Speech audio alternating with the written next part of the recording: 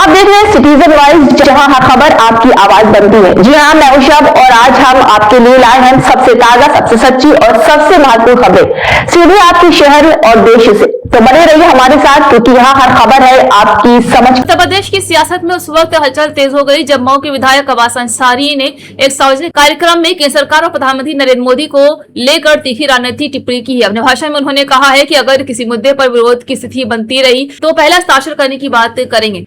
उनके इस बयान को विपक्षी समर्थकों के बीच एक राजनीतिक संदेश के तौर पर देखा जा रहा है। भाषण के दौरान अब्बास अंसारी ने सरकार की नीतियों और प्रशासनिक फैसलों पर सवाल उठाए हैं और दावा किया है कि कुछ नीतियां जनता के हितों के खिलाफ हो रही है। हालांकि उनके बयान के बाद राजनीतिक माहौल और गर्मा गया। सत्ता पक्ष की ओर से इसे भड़काऊ और राजनीति से प्रेरित बताया जा रहा है। देखिए, हमारा भारत, हमारा प्रदेश, हमारा जिला, हमारी विधानसभा, ये छोटे छोटे गांव, ये छोटे छोटे बच्चे, ये माताएं, ये बहनें, ये बड़े बुजुर्ग, ये मीडिया के भाई, हम सब एक बड़े बुरे दौर से गुजर रहे हैं।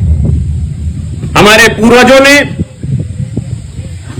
आपके भी पूर्वजों ने, हमारे भी पूर्वजों ने, और यहां अनेकों ऐसे लोग हैं जिनके परिवार के परिजनों ने इस देश की आजादी के लिए, इस लोकतांत्रिक भारत के लिए, इस संविधान के लिए अपने खून पसीने की आहुति दी थी। कितने लोगों ने फांसी के फंदे को कबूला ताकि भारत एक आजाद मुल्क बन सके। मगर आज जाति और धर्म में बंट करके ऐसी परिस्थितियां पैदा हो गई कि कुर्सी पर कुछ ऐसे लोग आकर बैठ गए हैं जो आपको सिर्फ जाति और मजहब के नाम पर बांटकर, नर और मादा के नाम पर बांटकर, बूढ़े और जवान के नाम पर बांटकर आपके वोट को ठग करके अपने तो हजारों हजार करोड़ के जहाज और हेलीकॉप्टरों में घूमते हैं और आपसे कहते हैं कि गले में जो सिंदूर अपनी बेटी के लिए खरीदो तो सोने का मत खरीदना। मैं पूछता हूं कि लाखों का जो कपड़ा वस्त्र आपने ग्रहण किया जिसमें सोने की तार से नाम लिखा हुआ था, वो किसके पैसे का था? वो इसी आवाम के पैसे का था। आज ये जो डीजल पेट्रोल का दाम बढ़ा है, ये डीजल पेट्रोल का दाम किसके लिए बढ़ा है? क्या बड़े बड़े पूंजीपतियों के लिए बढ़ा है या बड़े बड़े पदों पर बैठे मंत्री और नेताओं के लिए बढ़ा है? नहीं, इसका सबसे बड़ा खामियाजा अगर कोई भुगतता है तो गांव में बैठी मेरी माताएं, बहनें, बुजुर्ग, नौजवान साथी भुगतते हैं। आज बेरोजगारी का दौर है। लोग कहते हैं कि एक फलाना तबके की वजह से किसी को नौकरी नहीं मिली। मैं अब्बास अंसारी मऊ सदर विधानसभा का विधायक होने के नाते, जो आप सबने मुझे आशीर्वाद दिया, इसके नाते कहता हूं कि बना दो कानून कि जिस तबके को आप नहीं पसंद करते हो उस तबके को हटा के बाकी जो 80% लोग हैं सबको नौकरी दी जाएगी। मैं उस कानून पे सबसे पहले सिग्नेचर करने को तैयार हूं। बना दो वो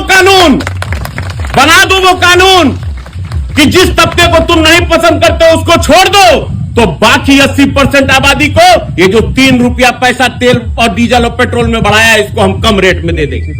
बना दो कानून कि जो महंगाई है वो उस तबके को हटा दो, तो बाकी सब तबके के लिए मैं महंगाई कम कर दूंगा। मैं अब्बास अंसारी उस पर सबसे पहला हस्ताक्षर करने को तैयार हूं।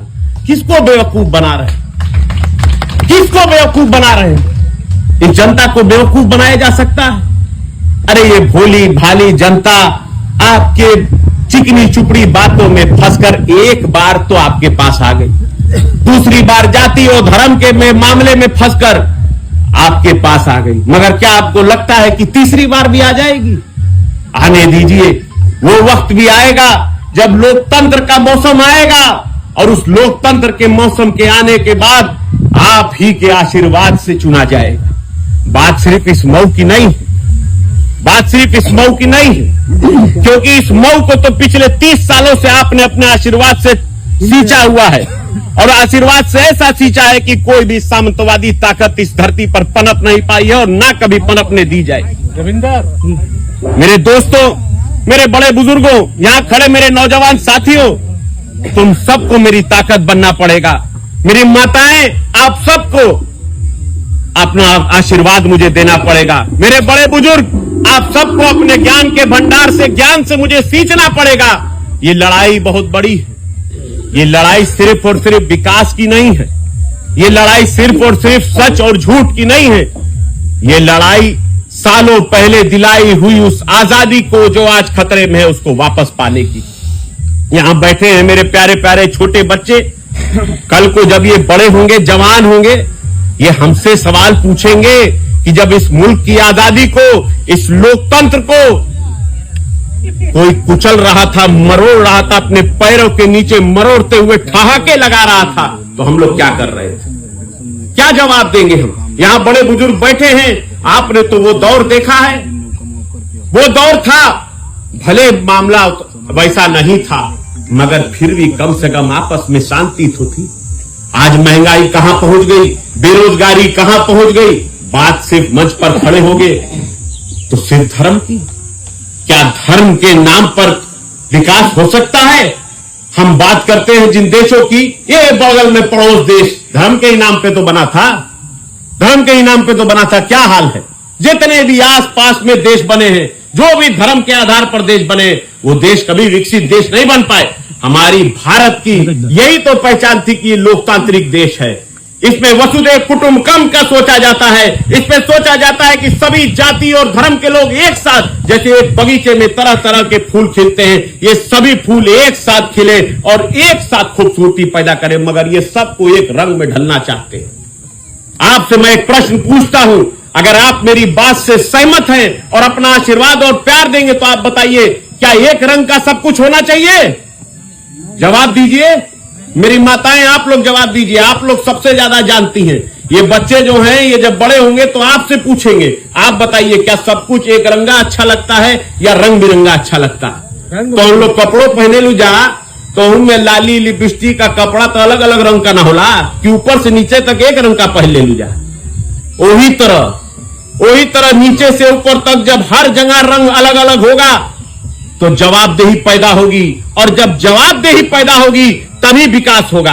अभी मैं देख रहा था कि हमारे जनपद में बहुत दिनों से मीडिया भाइयों से पता चला कि एक होड़ लगी है, विकास पुरुष कौन। मैं एक सवाल पूछना चाहता हूं, क्या किसी ने अपनी जमीन बेचकर विकास किया है या किसी ने अपना घर बेचकर विकास किया है? आप ही से लिए हुए टैक्स के पैसे को निधि के रूप में लौट कर आया और उसको आपको दे दिया और उसकी ताली बजाएंगे हम? मेरा परिवार आज 18 गांव ऐसे हैं जो हमने अपनी जमीन पर बसाया है। बता दें, यहां जो लोग घूमते हैं, कोई बता दे, एक गांव छोड़िए, एक घर भी अपनी निजी जमीन पर बसाया हो। मेरे परिवार ने अपनी खून की आहुति दी है। 14 स्वतंत्रता संग्राम सेनानी दिए हैं, इस देश को अपनी खून दिया है। ब्रिगेडियर उस्मान ज्यादा दूर के नहीं है, यही बगल के हैं मेरे परनाना। डॉक्टर मुख्तार अहमद अंसारी इस देश की आजादी में अपने आप को खड़ा किए। डॉक्टर थे, विदेश में थे, जरूरत नहीं थी, उसके बाद भी आपके बीच में आए। मैं इंटरनेशनल प्लेयर था, स्पोर्ट्स करता था, उस सब के बावजूद भी मेरे पिता यहां से विधायक थे, साजिशों के नाते उनको जेल में बंद किया था, मगर मैं आप सबके बीच में आया करता था। ऐसी मजबूरी बनी, परिस्थिति बनी कि उस स्पोर्ट्स को छोड़ करके मैंने राजनीति का राह चुना और आपके बीच में आए। मगर उसके बाद क्या हुआ? मेरे ऊपर मुकदमों की बरसात कर दी गई, इतने मुकदमे लगा दिए गए कि सालों तक मैं जेल से बाहर ना निकल सका। मगर ऊपर वाले का करम, आप सबका आशीर्वाद रहा और न्यायपालिका के ऊपर हम लोगों का विश्वास रहा कि आज छूट के 2-3 दिन पहले मैं आया और मैंने अपना जो आप लोगों के बीच में भ्रमण करने का जो हमें सर्टिफिकेट मिला था, वो सर्टिफिकेट आके जिले के कप्तान को, डीएम साहब को दिया कि मान्यवर, अब मुझे और मेरी जनता के बीच की दूरी बर्दाश्त नहीं होती, अब हमें और उनको बीच में रहने दो। मैं धन्यवाद देता हूं रामधनी चौहान जी का कि आपने मुझे इस गांव की पावन धरती पर बुलाया और मुझे मौका दिया कि इनके आशीर्वाद से जो छोटा सा काम मैं इनके लिए कर पाया हूं, उसका शिलान्यास का मौका दिया। मैं हकदार नहीं था, इसके हकदार तो इस गांव के बड़े बुजुर्ग थे, इस गांव के लोग थे कि जो इसका शिलान्यास करते, क्योंकि उनकी मेहनत की ही कमाई मुझे सरकार के द्वारा दी गई और उसी का इस्तेमाल करके मैंने आपके लिए एक छोटी सी सड़क बनाई और आगे भी आपके बीच में करते रहेंगे। मेरी माताओं, बहनों, मेरे बड़े बुजुर्गों, मेरे नौजवान साथियों, बहुत गर्मी है, ज्यादा लंबी चौड़ी और तकरीर नहीं करेंगे। हम जानते हैं कि जब गर्मी होती है और घर पे जब खाने का समय होता है तो बच्चे भी परेशान होने लगते हैं। इसलिए मैं आप सबको पुनः धन्यवाद देता हूं। आप सबके इस प्यार, स्नेह, आशीर्वाद को अपने दिल में सजो कर रखकर जा रहा हूं और बहुत जल्दी अब अगली बार आऊंगा तो फीता उस बनी हुई सड़क का काटूंगा। इसी के साथ साथ आप सभी का धन्यवाद देते हुए, आप सभी को शुक्रिया अदा करते हुए मैं आप सबके बीच से इजाजत चाह रहा हूं। जय हिंद, जय भारत, जय समाजवाद, जय संविधान, जय भीम।